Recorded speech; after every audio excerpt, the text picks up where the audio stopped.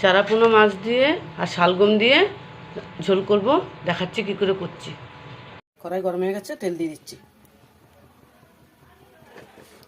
এটা ধুয়ে নুন হলুদ মাখিয়ে নিয়েছি, আর এক এক করে তেলে দিচ্ছি।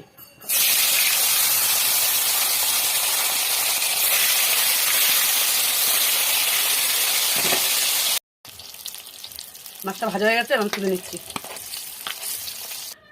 জিরে দিয়ে দিলাম, দিয়ে দিলাম, পেঁয়াজটা আমি ভেজে নিই। পেঁয়াজটা ভাজা হয়ে গেছে, এবার এক এক করে আমি সব দিয়ে দেবো। টমেটোটা দিয়ে দিলাম, এখানে আছে আদা বাটা, পেঁয়াজ বাটা, কাঁচা লঙ্কা বাটা, আর দেবো জিরের গুঁড়ো, লঙ্কার গুঁড়ো, হলুদের গুঁড়ো আর লবণ। একটু ফোটা হাত ধোয়া জল দিয়ে ভালো করে কষাবো।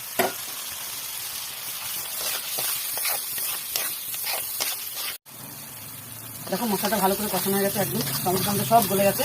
এবার আমি দেবো সিদ্ধ করে শালগম আর আলুটা সিদ্ধ করে রাখা, এটা দিয়ে দেবো। দিয়ে হালকা একটু নাড়বো, আমি সেদ্ধ করা তো সেদ্ধ হয়ে গেছে, ভেঙে যাবে। অল্প নেড়ে জল দিয়ে দেবো, জল।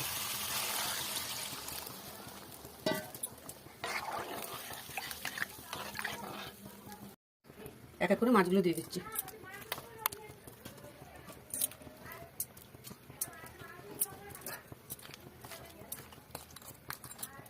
এবার আমি ঢাকা দিয়ে দেবো।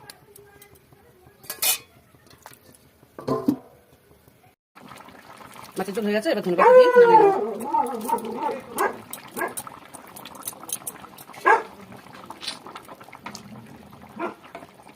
এবার নামিয়ে নেবো।